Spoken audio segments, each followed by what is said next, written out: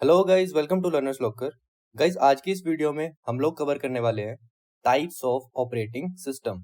उससे पहले अगर आपने अभी तक हमारे टेलीग्राम चैनल को सब्सक्राइब नहीं किया है तो प्लीज उसको जाके सब्सक्राइब कर लीजिए। वहां पे बहुत सा ऐसा कंटेंट आपको प्रोवाइड कर दिया जाता है जो कि इम्पोर्टेंट रहता है आपके एग्जाम पॉइंट ऑफ व्यू से। तो चलिए बिना टाइम गवाए आज के टॉपिक पे चलते हैं, जो कि है टाइप्स ऑफ ऑपरेटिंग सिस्टम। तो बेसिकली ऑपरेटिंग सिस्टम्स को हम क्लासिफाई करते हैं 8 टाइप्स के अंदर। कौन कौन से? सिंपल बैच ऑपरेटिंग सिस्टम, या इसको बैच प्रोसेसिंग सिस्टम भी बोला जाता है। देन आ जाता है multi programming batch operating system. ये एक एक्सटेंशन है आपकी बैच प्रोसेसिंग सिस्टम की ही। देन नेक्स्ट आ जाता है आपके पास multi processing operating system, then multi tasking operating system, then time sharing operating system, then real time operating system, then distributed operating system and then network operating system. तो आज एक एक करके इन सभी को हम डिटेल में कवर करेंगे। चलिए, पहले आ जाता है आपके पास बैच ऑपरेटिंग सिस्टम। अब जनरेशंस ऑफ ऑपरेटिंग सिस्टम जब हम लोग कर रहे थे तो वहां पे हमने देखा था कि 1970s में बैच प्रोसेसिंग बहुत ज्यादा पॉपुलर थी। बट क्या ये सभी कंप्यूटर्स के साथ था? नहीं, ऐसा नहीं था। तो ये था आपका सिर्फ मेन फ्रेम्स के लिए। एंड टाइप्स ऑफ कंप्यूटर्स में हमने देखा था कि मेन फ्रेम्स का मेन रोल रहता है किसमें? सर्वर्स में। तो ये चीज आपको क्लियर है कि ये बेसिकली एक ट्रेडिशनल वे था ऑपरेटिंग सिस्टम्स का। देन इसमें होता क्या है बेसिकली, तो देखिए, बहुत सारे यूजर्स को ये ऑपरेटिंग सिस्टम अलाउ करता है कि वो अपनी जॉब्स को इनपुट कर सकते हैं कंप्यूटर्स के अंदर with the help of punched cards. क्योंकि उस टाइम पे हम लोग एज इनपुट मीडिया यूज कर रहे थे किसका? पंच्ड कार्ड्स का। तो पंच्ड कार्ड्स के जरिए बहुत सारे यूजर्स अपनी अपनी जॉब को इनपुट करते हैं किसमें? कंप्यूटर सिस्टम के अंदर। अब यहाँ पे आपका कहीं पे कंप्यूटर ऑपरेटर रहता है जो कि क्या करता है, जो सिमिलर टाइप ऑफ जॉब्स रहती हैं उनको बैच में कन्वर्ट करता है। मींस जो सिमिलर टाइप ऑफ जॉब होंगी उनको ये कैटेगराइज कर देगा एक बैच में। तो ये चीज आपको क्लियर होगी इतनी सी। देन अब ये जो बैच है इसको प्रोसेस करवाएगा operating system, and after that इसकी जो आउटपुट होगी वो मिल जाएगी किसको? इन यूजर्स को। अब देखते हैं कि इन बैचेस में काम कैसे होता है। देखिए, मान लीजिए कि ये वाली जॉब जो है वो पहले आई है, एंड ये है आपकी सेकंड जॉब, एंड ये है आपकी third job. Then operating system इस जॉब को पहले हैंडल करेगा। क्यों? क्योंकि ये जो पूरा का पूरा आपका बैच ऑपरेटिंग सिस्टम है ये काम करता है आपका किस पे? फीफो पे। अब फीफो की जो फुल फॉर्म रहती है वो रहती है first in first out. And दूसरा इसका ही सिमिलर कॉन्सेप्ट आपको देखने को मिलता है क्यूज में। वो क्या है? First come first serve. तो दोनों के दोनों ये सेम ही काम करते हैं। एंड ये क्यू जो है आपका ये एक डाटा स्ट्रक्चर का कॉन्सेप्ट है। तो जब हम डाटा स्ट्रक्चर्स करेंगे वहां पे आपको बहुत डिटेल में ये चीजें करवाई जाएंगी। अभी के लिए बस आपको इतना सा ध्यान रखना है कि जो कॉन्सेप्ट क्यूज में देखने को मिलता है हमें, वही कंसेप्ट जो है वो बैच ऑपरेटिंग सिस्टम में चलता है। कौन सा? फर्स्ट कम फर्स्ट सर्व या FIFO, first in first out. Then अब ये जो जॉब है इसको पहले हैंडल करेगा कौन? Operating system. अब क्या अगर ये जो जॉब है ये कंप्लीट हो जाती है तो क्या इसका आउटपुट इसके डिजायर्ड यूजर के पास पहुंच जाएगी? तो इस केस में ऐसा नहीं होता है। ये जो ऑपरेटिंग सिस्टम है ये तभी आउटपुट देता है रिस्पेक्टिव यूजर्स को जब सभी जॉब्स जो है वो एग्जीक्यूट हो जाती हैं। तो ये चीज आपको समझ आ गई कि जब तक ये पूरा का पूरा बैच एग्जीक्यूट नहीं हो जाता तब तक ये यूजर अपनी जॉब की आउटपुट को कलेक्ट नहीं कर सकता। तो इतनी सी बात आपको समझ आ गई। अब देखते हैं इसमें लिखा क्या है। देखिए, in this technique similar type of jobs were batch together and execute in time. तो ये चीज तो हमने देख ली है। Then next, in this access is given to more than one person, they submit their respective jobs to the system for execution. तो ये चीज भी हमने यहाँ पे देख ली थी कि ये जो ऑपरेटिंग सिस्टम है ये अलाउ करता है बहुत सारे यूजर्स को कि वो अपनी रिस्पेक्टिव जॉब्स को सबमिट कर सकते हैं कंप्यूटर सिस्टम के अंदर।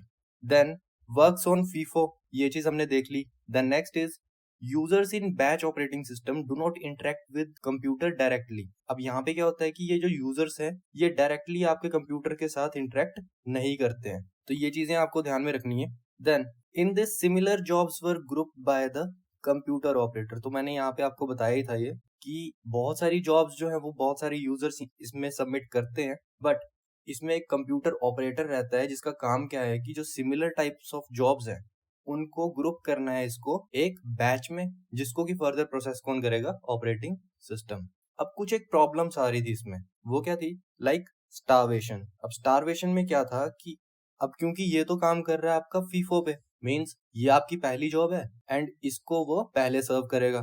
अब मान लीजिए कि ये जो जॉब है ये आपकी 6 आवर्स की एंड जो सेकंड जॉब है इसको टाइम लगना है आपका 5 मिनट्स। अब स्टारवेशन में होता क्या है कि 6 घंटे तक इस जॉब में बिजी रहेगा आपका प्रोसेसर। तो ये जो 5 मिनट में हो जाने वाली जॉब है इसको वेट करना पड़ता है 6 घंटे के लिए। तो इस केस को बोला जाता है क्या, स्टारवेशन। बट यहाँ पे क्वेश्चन आता है ये भी कि क्या 5 मिनट के बाद भी एग्जीक्यूट होने के बाद इसकी आउटपुट इस यूजर के पास पहुंच जाती है? तो नहीं, क्योंकि इस ऑपरेटिंग सिस्टम का एक और प्रॉब्लम ये भी है कि जब तक आपका पूरा का पूरा बैच ही एग्जीक्यूट नहीं हो जाता तब तक आउटपुट जो है वो उसके डिजायर्ड यूजर तक नहीं पहुंचती है। तो ये चीज आपको समझ आ गई होगी। देन दूसरी प्रॉब्लम इसमें आ रही थी that non interactive with users, means कि यहाँ पे आप अपनी रिस्पेक्टिव जॉब सबमिट करके चले जाएंगे, उसके बाद क्या प्रोसेस हो रहा है वो हैंडल कर रहा है कौन, ऑपरेटिंग सिस्टम खुद से। एंड इसकी आउटपुट के लिए आपको बहुत ज्यादा वेट करना पड़ेगा, मीन्स आप कंटिन्यूअसली काम नहीं कर रहे हैं एक सिस्टम के अंदर, आपको बस इनपुट देनी है एंड आप उसके बाद भूल जाओ उसको कुछ टाइम के लिए। एंड जब वो पूरा का पूरा बैच एग्जीक्यूट हो जाएगा उसके बाद आप अपनी जॉब की आउटपुट को रिडीम कर सकते हैं। The next is CPU is often ideal as the speed of input-output devices is slower than the CPU। अब इस केस में था क्या कि आप जब इनपुट दे रहे हैं, आप कोई जॉब फीड कर रहे हैं कंप्यूटर सिस्टम के अंदर, तो वो कर कैसे रहे हैं आप, बाय यूजिंग पंच्ड कार्ड्स। अब पंच कार्ड से जब आप इनपुट कर रहे हैं तो ये जो हार्डवेयर है या जो सीपीयू है बेसिकली वो क्या है, फ्री बैठा है, वो कुछ काम नहीं कर रहा। एंड इसकी एग्जीक्यूशन कब स्टार्ट होगी, जब आपका एक बैच पूरा प्रॉपर बन जाएगा। तो जब तक आप इसमें इनपुट कर रहे हैं उस टाइम तक जो है वो सीपीयू फ्री बैठा है, मींस सीपीयू का आइडियल टाइम बहुत ज्यादा है। एंड जो आपका इनपुट डिवाइसेस है जो कि हम यूज कर रहे हैं यहाँ पे क्या, पंच्ड कार्ड्स, उसकी इनपुट स्पीड भी बहुत ज्यादा कम रहती है क्योंकि आपको एक एक इंस्ट्रक्शन का कैरेक्टर पंच करना पड़ता है उसमें। तो इसको इनपुट करने में आपको बहुत ज्यादा टाइम लग रहा है जिसकी वजह से उतने टाइम के लिए आपका सीपीयू क्या है, फ्री बैठा है, कुछ काम नहीं कर रहा वो। तो ये चीज आपको समझ आ गई कि क्या बैच प्रोसेसिंग सिस्टम है, क्या उसमें काम होता है, कैसे वो फंक्शन करता है एंड क्या उसमें प्रॉब्लम्स आ रही थी। चलिए नेक्स्ट आ जाता है आपके पास मल्टी प्रोग्रामिंग ऑपरेटिंग सिस्टम या multi programming batch operating system.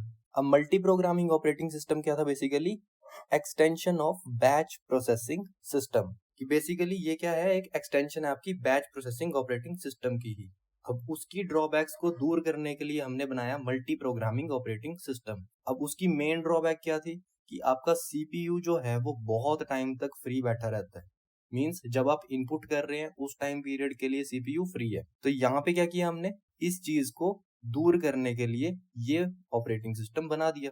अब कैसे दूर हो रही है वो भी देखते हैं। तो बेसिकली हुआ क्या यहाँ पे कि हमने देखा कि हर एक प्रोसेस जो है वो उसको 2 टाइप्स के सिस्टम टाइम चाहिए होते हैं। कौन कौन से, पहला जब सीपीयू उस पे काम कर रहा है, मींस सीपीयू टाइम। दूसरा जब इनपुट आउटपुट यूनिट या डिवाइसेस उस पे काम कर रहे हैं, उसको बोला जाता है इनपुट आउटपुट टाइम।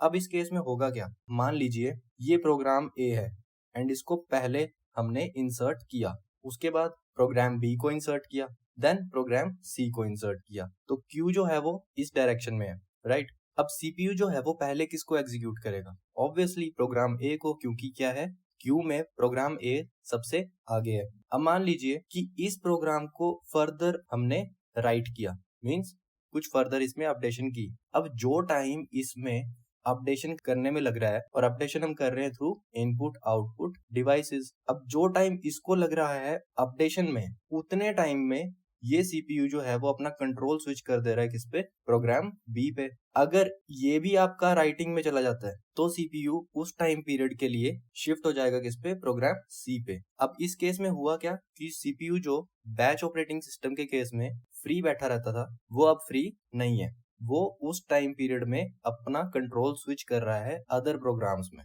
इसलिए इसको बोला गया क्या, मल्टी प्रोग्रामिंग ऑपरेटिंग सिस्टम। चलिए अब इसमें लिखा क्या है वो देखते हैं। In multi programming operating system when a process does its input output the CPU can start the execution of other processes. तो वो चीज हमने यहाँ पे डिटेल में देख ही ली है। Then as CPU is always kept busy which leads to reduced response time. तो वही मैंने यहाँ पे आपको बताया है कि अब क्योंकि सीपीयू ज्यादा काम कर रहा है तो ऑब्वियसली जो आउटपुट जनरेट होगी वो कम टाइम में होगी, एंड सीपीयू का जो रिस्पॉन्स टाइम है वो भी क्या हो जाएगा, कम, मींस जल्दी वो रिस्पॉन्स करना स्टार्ट कर देगा। अब इस केस में भी क्या है, आपकी सेम ही ड्रॉबैक आ रही है कि यूजर जो है वो कंप्यूटर सिस्टम के साथ डायरेक्टली इंटरेक्ट नहीं कर पा रहे हैं। तो होप आपको ये चीज भी समझ आ गई होगी। Next type of operating system is multi processing operating system. अब मल्टी प्रोसेसिंग ऑपरेटिंग सिस्टम में ये जो प्रोसेसिंग है ये बेसिकली कोई टास्क के लिए यूज नहीं किया है, ये यूज किया गया है यहाँ पे किसके लिए, प्रोसेसर के लिए। अब आपको क्लियर हो गया होगा कि ये जो ऑपरेटिंग सिस्टम है इसमें क्या है कि एक ही कंप्यूटर के अंदर हम बहुत सारे प्रोसेसर्स का यूज कर रहे हैं। प्रोसेसर मींस सीपीयूज का यूज कर रहे हैं। तो देखते हैं इसमें क्या लिखा है। In multi processing parallel computing is achieved. Parallel computing means कि एक ही टाइम पे आप बहुत सारे काम करवा सकते हैं। देन यूजेस 2 और more CPUs within a single computer. तो वही चीज मैंने आपको बताई थी यहाँ पे कि इस ऑपरेटिंग सिस्टम के जरिए हम एक ही कंप्यूटर में 2 या 2 से ज्यादा सीपीयूज को हैंडल कर सकते हैं। मोर than one processors present in the system can execute more than one process at the same time. अब यहाँ पे क्या है, देखिए एक ये पूरा का पूरा कंप्यूटर है, अभी इसमें 2 सीपीयूज है, यहाँ पे इनपुट आउटपुट यूनिट के लिए इनपुट आउटपुट प्रोसेसर्स भी हैं। देन हर एक सीपीयू जो है वो एक काम यहाँ पे कर रहा है, मींस जो काम ये कर रहा है उससे अलग कोई और काम इसको मिला होगा, एंड वो भी यहाँ पे कर रहा है पैरेलली, तो पैरेलल कंप्यूटिंग अचीव होगी। देन नेक्स्ट क्या है कि अगर मान लीजिए ये जो काम इसको दिया गया था इससे नहीं हुआ, इसका सिस्टम फेल हो गया, मींस हार्डवेयर फेलियर आ गया यहाँ पे या कुछ अदर प्रॉब्लम आ गई, तो बाद में क्या होगा कि जब इसका काम कंप्लीट हो जाएगा तो ये जो काम है इसको असाइन कर दिया जाएगा, जिसकी वजह से क्या होता है, इस ऑपरेटिंग सिस्टम की रिलायबिलिटी बढ़ जाती है।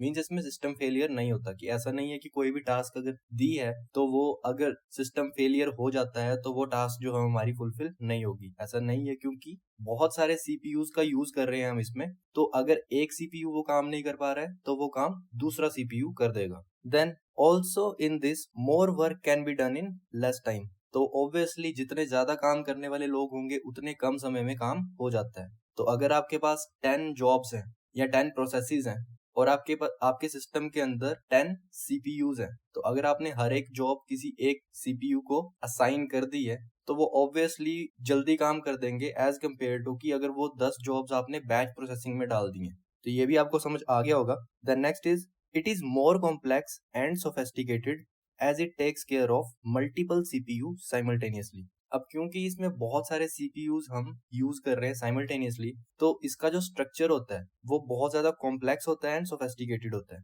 तो ऑब्वियसली जितने ज्यादा लोग होंगे उनको हैंडल करना भी उतना ज्यादा मुश्किल होता है। Then next is multi processing systems भी आपके 2 टाइप के होते हैं। कौन कौन से? Symmetrical multi processing operating system and asymmetrical multi processing operating system. अब देखिए इसमें क्या है, बेसिकली जो सिमेट्रिकल है उसमें जो पावर्स आपकी इस सीपीयू के पास होगी, जो अथॉरिटी आपकी इस सीपीयू के पास होगी, वही अथॉरिटी आपकी इस सीपीयू के पास भी होगी। मींस सिमेट्रिकल में सभी जो सीपीयू हैं उनके पास same powers and same authority रहती है, मींस वो सभी के सभी जो है वो टास्क को एग्जीक्यूट करते हैं। बट जो एसिमेट्रिकल है उसमें कॉन्सेप्ट यूज होता है आपका किसका? मास्टर स्लेव का। अब मास्टर स्लेव जो कॉन्सेप्ट है ये आपका डिजिटल इलेक्ट्रॉनिक्स का कॉन्सेप्ट, एंड जब हम उस टॉपिक पे पहुंचेंगे तो आपको बहुत डिटेल में ये चीज जो है वो समझाई जाएगी। अभी के लिए आपको बस इतना ध्यान रखना है कि इसमें यूज होता है मास्टर स्लेव का कॉन्सेप्ट, एंड मास्टर सीपीयूज के पास ही ये अथॉरिटी होती है कि वो एग्जीक्यूट कर सकते हैं एक प्रोसेस को या एक टास्क को, एंड जो स्लेव सीपीयू होते हैं वो उस चीज में उनकी हेल्प करते हैं। तो ये छोटा सा डिफरेंस है जो आपको ध्यान में रखना है। चलिए मल्टी प्रोसेसिंग ऑपरेटिंग सिस्टम भी आपको समझ आ गया होगा। देन नेक्स्ट आ जाता है आपके पास मल्टीटास्किंग ऑपरेटिंग सिस्टम। तो यहाँ पे मल्टीटास्किंग से ही आपको समझ आ गया होगा दैट इस ऑपरेटिंग सिस्टम में हम साइमल्टेनियसली मल्टीपल टास्क पे काम कर सकते हैं, एंड इस डायग्राम से आपको ज्यादा क्लियर हो गया होगा। अब इसमें क्या है कि आपके पास एक मल्टीटास्किंग ऑपरेटिंग सिस्टम है जिसमें कि आप एक ही टाइम पे MS वर्ड भी यूज कर रहे हैं, देन उसी टाइम पे आपने गूगल क्रोम भी यूज किया है, किसी एक वेबसाइट को आप सर्व कर रहे हैं, देन सेम टाइम पे आप VLC मीडिया प्लेयर पे गाने भी सुन रहे हैं, एंड सेम ही टाइम पे अडोब फोटोशॉप पे आपने कोई अपना प्रोजेक्ट भी खोल के रखा है। तो ये वेराइटी ऑफ टास्क एक ही टाइम पे हम लोग यूज कर पा रहे हैं, किसके जरिए? मल्टीटास्किंग ऑपरेटिंग सिस्टम के जरिए। अब देखते हैं इसमें लिखा गया है that multitasking is a logical extension of multi programming operating system. तो ये चीजें आपको ध्यान में रखनी है क्योंकि ऐसे क्वेश्चंस जो है आपको एग्जाम्स में पूछे जाते हैं। Then next is it allows user to perform more than one task at the same time. तो वो हमने यहाँ पे देख ही लिया कि ये जो ऑपरेटिंग सिस्टम है ये हमें अलाउ करता है कि हम एक ही टाइम पे बहुत सारे टास्क जो है वो परफॉर्म कर सकते हैं, बहुत सारी एप्लीकेशंस पे काम कर सकते हैं एंड ऑल।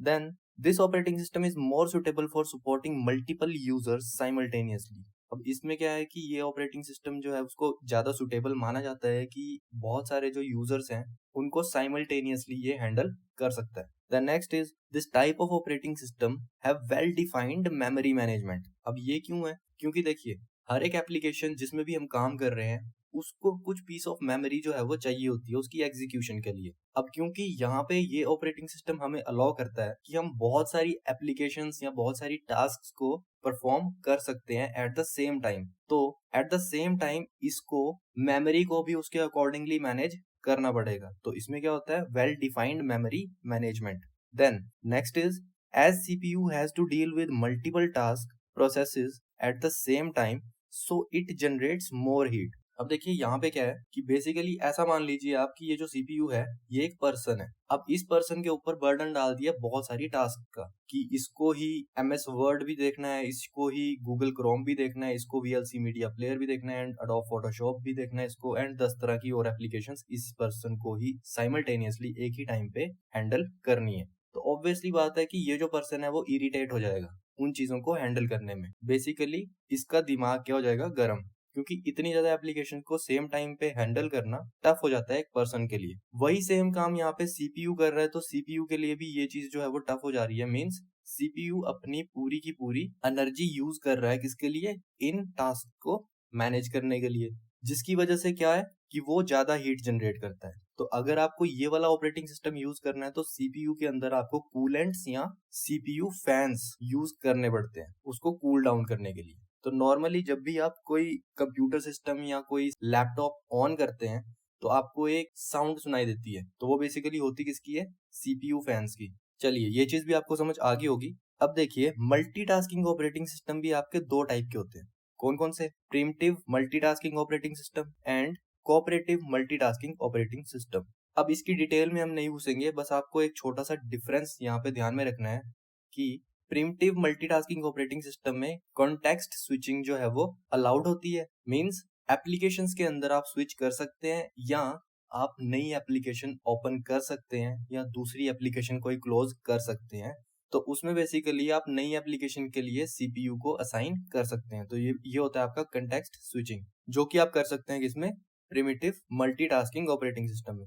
यही सेम चीज जो है वो आप नहीं कर सकते किसमें? कोऑपरेटिव मल्टीटास्किंग ऑपरेटिंग सिस्टम में। तो ये छोटा सा डिफरेंस आपको ध्यान में रखना है। Then next type of operating system आ जाता है आपके पास टाइम शेयरिंग ऑपरेटिंग सिस्टम। अब टाइम शेयरिंग ऑपरेटिंग सिस्टम भी क्या है? एक लॉजिकल एक्सटेंशन है आपकी मल्टी प्रोग्रामिंग सिस्टम की। ये चीजें आपको ध्यान में रखनी है। एंड यहाँ पे होता क्या है? In this small time slots, जिनको कि टाइम क्वांटम्स बोला जाता है इस केस में, are shared with multiple users for each computation. Means यहाँ पे बहुत सारे यूजर्स को ये अलाउ करता है कि वो अपनी कंप्यूटेशन कर सकते हैं। कंप्यूटेशन मीन्स कोई टास्क या कोई जॉब असाइन कर सकते हैं सीपीयू को। अब उस केस में क्या है कि हर एक जॉब के लिए या हर एक कंप्यूटेशन के लिए सीपीयू जो है वो एक टाइम स्लॉट अलॉट करता है किसको? उस यूजर को। एंड उस टाइम स्लॉट को टाइम शेयरिंग में क्या बोला जाता है? Time quantum. अब ये जो टाइम क्वांटम इसमें रहते हैं वो इतने छोटे रहते हैं कि आपको पता भी नहीं चलेगा कि इतने सारे यूजर्स के अंदर आपका जो टास्क है वो इतनी जल्दी कैसे हो जा रही है। मीन्स इसका एक एग्जांपल देख सकते हैं आप। लाइक सेम पेमेंट गेटवे को यूज कर रहे हैं बहुत सारे लोग एंड सेम पेमेंट गेटवे आप भी यूज कर रहे हैं एंड आपने कोई ऑनलाइन ट्रांजैक्शन कर दिया उस पेमेंट गेटवे को यूज करके, तो हार्डली आपको वेट करना पड़ता है कुछ सेकंड्स के लिए एंड आपकी ट्रांजैक्शन जो है वो हो जाती है।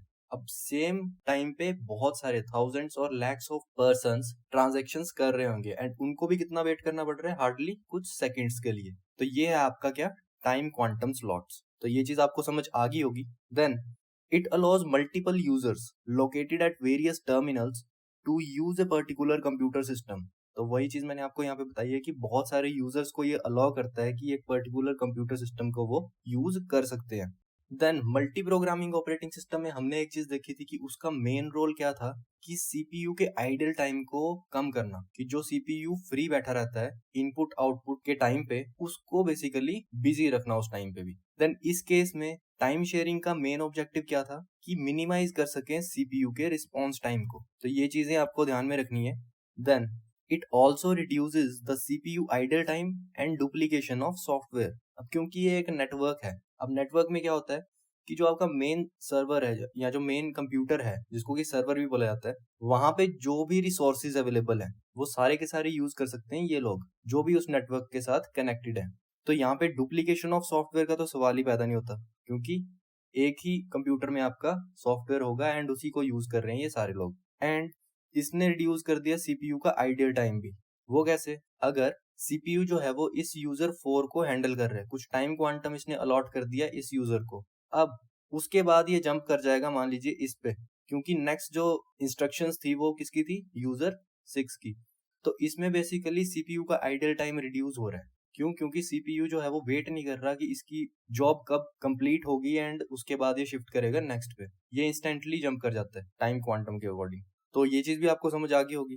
The next is it provides effective utilization and sharing of resources. तो ये चीज आपको क्लियर ही होगी क्योंकि ये क्या है? एक नेटवर्क, एंड नेटवर्क में आप शेयर कर सकते हैं रिसोर्सेज, इंफॉर्मेशन और डाटा।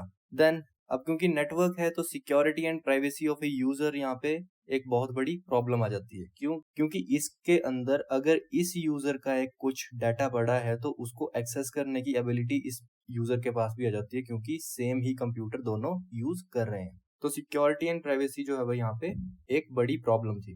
देन नेक्स्ट आ जाता है आपके पास रियल टाइम ऑपरेटिंग सिस्टम। अब रियल टाइम ऑपरेटिंग सिस्टम को एब्रीविएट किया जाता है आरटीओएस के जरिए। तो अगर क्वेश्चन में आपके पास डायरेक्टली आ जाता है आरटीओएस, तो आरटीओएस को देख के आपको कंफ्यूज नहीं होना है, क्योंकि ये क्या है? Basically real time operating system. अब इसमें होता क्या है? तो आपको मेन कॉन्सेप्ट इसमें ये ध्यान में रखना है कि हर एक जॉब जो आरटीओएस के जरिए होगी उस पे क्या होती है? एक पर्टिकुलर डेडलाइन। मीन्स उस जॉब को कंप्लीट करने के लिए एक पर्टिकुलर डेडलाइन आपको मिली होगी। अगर उस टाइम पे वो जॉब कंप्लीट नहीं होती है तो जो आउटपुट जनरेट हो रही है उसका कोई मतलब नहीं रह जाता। मीन्स वो किसी काम की नहीं रह जाती, एंड आपको दोबारा से वो प्रोसेस जो है वो इम्प्लीमेंट करना पड़ेगा आपकी सही आउटपुट के लिए। तो ये चीज आपको क्लियर है? In this, each job carries a certain deadline within which the job is supposed to be completed. If the deadline crossed, the result produced will be of no use. तो मैंने यही चीज आपको यहाँ पे बताई है। अब इसमें होता क्या? बेसिकली जो आरटीओएस हैं वो आपके वो या तो मिलिट्री सर्विसेज में यूज होते हैं या फिर रिसर्च सर्विसेज में। लाइक अगर कोई मिसाइल लॉन्च करनी है तो एक पर्टिकुलर टाइम पीरियड होगा कि इस टाइम पीरियड में आपका रॉकेट या मिसाइल लॉन्च हो जानी चाहिए। तो वहां पे आपने काउंटडाउन भी देखा होगा जब मिसाइल लॉन्च हो रही होती है 10, 9, 8, 7 कुछ ऐसा। तो वो क्या है? बेसिकली आरटीओएस। अब इसमें होता क्या है कि आरटीओएस आपका नॉर्मल सिस्टम्स में भी हो जाता है या फिर मोस्टली ये देखा जाता है एम्बेडेड सिस्टम्स में। अब एम्बेडेड सिस्टम्स क्या होते हैं? तो जब हमने देखा था टाइप्स ऑफ कंप्यूटर्स, तो वहां पे हमने देखे थे कि आप किसी भी हार्डवेयर को अपने अकॉर्डिंगली, अपने इंस्ट्रक्शंस के अकॉर्डिंगली वर्क करवा सकते हैं with the help of micro controllers. And ये कॉन्सेप्ट आ जाता है आपका किसका? आईओटी का। And IoT stands for internet of things. तो उसे बोला जाता है क्या? Embedded systems. अब एम्बेडेड सिस्टम्स के केस में हमारे पास जो हार्डवेयर होता है वो क्या होता है? हमारा खुद का हार्डवेयर, मीन्स कस्टम हार्डवेयर। अब कस्टम हार्डवेयर के लिए जो ड्राइवर्स इस ऑपरेटिंग सिस्टम में यूज किए जाते हैं उन्हें बोला जाता है BSP, means board support package. And ये है क्या? बेसिकली एक पैकेज ऑफ ड्राइवर्स किसके लिए? इस हार्डवेयर को रन करवाने के लिए। देन जो आपकी एप्लीकेशन है और जो हार्डवेयर है उसके बीच में एक प्लेटफॉर्म क्रिएट कर देता है कौन? RTOS. RTOS means real time operating system.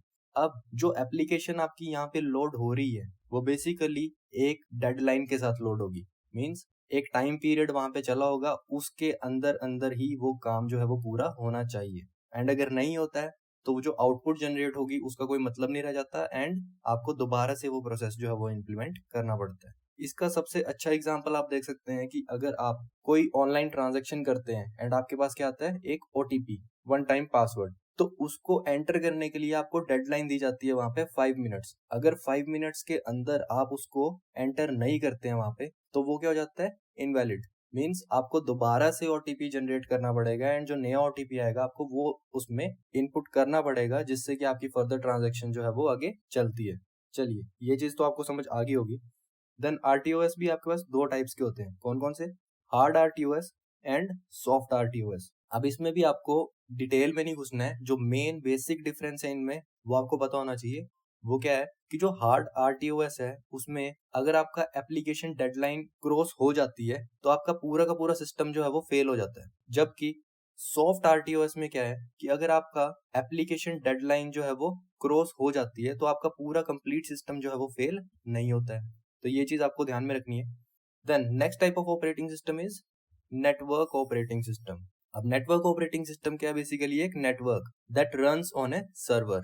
तो नेटवर्क काम करता है बेसिकली सर्वर्स पे, एंड सर्वर्स के लिए जो कंप्यूटर्स यूज होते हैं उन्हें क्या बोला जाता है? Mainframe computers. Mostly mainframe computers ही यूज होते हैं क्योंकि सर्वर्स जो है वो बहुत बल्कि डेटा को हैंडल करने के लिए यूज किए जाते हैं। Then it provides the capability to manage data, user, groups, security, application and other networking functions. तो क्योंकि ये एक नेटवर्क है तो आप एक दूसरे के साथ group, security, applications, data, information या रिसोर्सेज शेयर कर सकते हैं। Then all the users are linked to the server. That's why these computers are popularly known as tightly coupled systems. अब ये चीज आपको ध्यान में रखनी है क्योंकि ये बहुत इंपॉर्टेंट है। दैट इसमें क्या होता है कि एक सर्वर के साथ आपके बहुत सारे यूजर्स, जिनको कि क्लाइंट बोला जाता है, वो लिंक्ड होते हैं, जिसकी वजह से वो एक दूसरे के साथ क्या कर सकते हैं? रिसोर्सेज, डेटा, इंफॉर्मेशन शेयर कर सकते हैं। एंड ये जो सिस्टम्स हैं जो कि नेटवर्क में है, इनको बोला जाता है क्या? Tightly coupled systems. एंड ये किस केस में बोला जा रहा है? आपका नेटवर्क ऑपरेटिंग सिस्टम में। तो ये चीज आपको ध्यान में रखनी है। देन कुछ एक डिसएडवांटेज है इसकी। वो क्या कि नॉर्मल सिस्टम्स तो ठीक है, बट जो सर्वर होता है आपका वो क्या होता है? कॉस्टली। दूसरा कि users depend on central location for most operation. अब यूजर, अगर इस यूजर को कुछ चीज करनी है तो उसको पहले सर्वर से होके जाना पड़ेगा एंड देन वो उसके बाद उस चीज को कर सकता है। तो मोस्ट केसेस में अगर इस यूजर को कुछ भी ऑपरेशन परफॉर्म करना है तो उसको पहले इस सर्वर के साथ कम्युनिकेट करना पड़ेगा। Then regular maintenance and updations are required. अब क्योंकि ये एक नेटवर्क है बेसिकली, तो इसमें बहुत सारे हार्डवेयर फेलियर्स रहते हैं। मींस कम्युनिकेशन मीडियम में कुछ फेलियर आ सकता है, सर्वर्स में कुछ फेलियर आ सकता है, क्योंकि मेन हब क्या है इनका? सर्वर। तो इस केस में ताकि ये नेटवर्क ब्रेक ना हो, रेगुलर मेंटेनेंस और अपडेशन जो है वो इसमें चाहिए होती है। अब नेटवर्क ऑपरेटिंग सिस्टम में भी आपके पास दो टाइप्स रहते हैं। कौन कौन से? Peer to peer network and client server network. अब क्लाइंट सर्वर नेटवर्क आपको यहाँ पे देखने को मिल रहा है कि आपके पास एक सेंट्रल हब होगी, मींस आपके पास एक सर्वर होगा जिसके साथ बहुत सारे कंप्यूटर्स जो हैं वो लिंक्ड होते हैं in order to share data, resources और इंफॉर्मेशन। ये चीज आपको क्लियर है?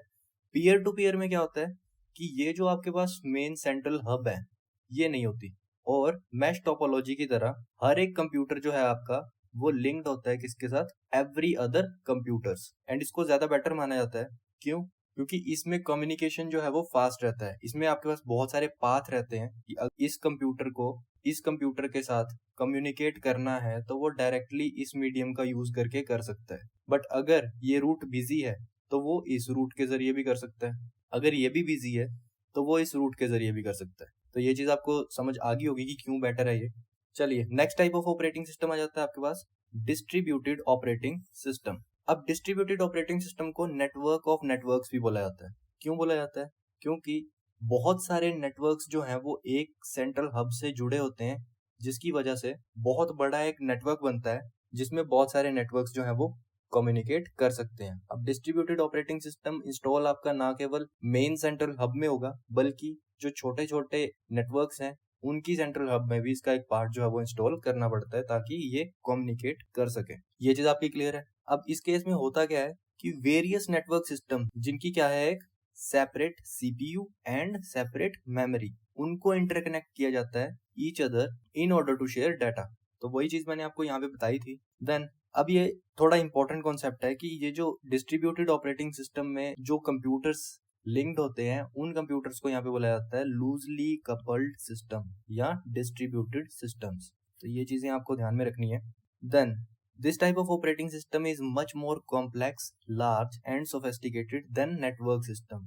तो ये चीज आपको क्लियर होगी, क्योंकि नेटवर्क सिस्टम में हमने क्या देखा था, सिर्फ ये पोर्शन। बट डिस्ट्रीब्यूटेड में क्या है कि बहुत सारे नेटवर्क्स आपके कनेक्टेड हैं सेंट्रल हब के साथ, जिसकी वजह से इसका स्ट्रक्चर क्या हो जाता है, more complex, large and sophisticated as compare to network. Then this type of system is fault tolerant. वो कैसे कि अगर मान लीजिए ये वाली कंप्यूटर या ये नोड फेल हो जाती है तो आपका सिस्टम वर्क करेगा। अगर ये पूरा का पूरा नेटवर्क फेल हो जाता है तब भी आपका ये सिस्टम वर्क करेगा। अगर ये दो नहीं चल रहे तब भी आपका सिस्टम जो है वो वर्क करेगा ही।